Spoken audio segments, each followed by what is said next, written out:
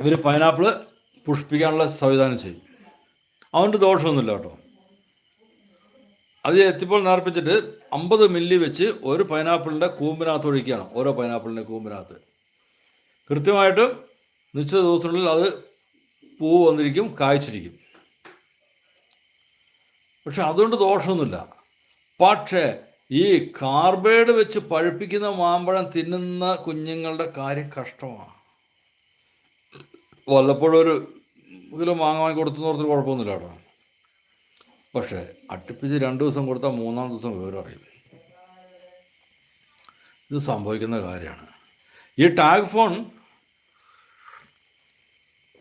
നമ്മൾ ഒരു വാഴക്കൊല, പച്ച വാഴക്കൊല, മൂത്ത വാഴക്കൊല കൊണ്ടുവന്നിട്ട് അതിൻ്റെ മുകളിലേക്ക് സ്പ്രേ ചെയ്തിട്ട് 2 മണിക്കൂർ കഴിഞ്ഞിട്ട് നിങ്ങൾ വന്ന് നോക്കിയോ, ആ പച്ചക്കായ ഫുള്ള് പഴുത്തിട്ടുണ്ടാവും. അത് മുഴുവൻ വാഴപ്പഴമായിരിക്കും ഉണ്ടാവും.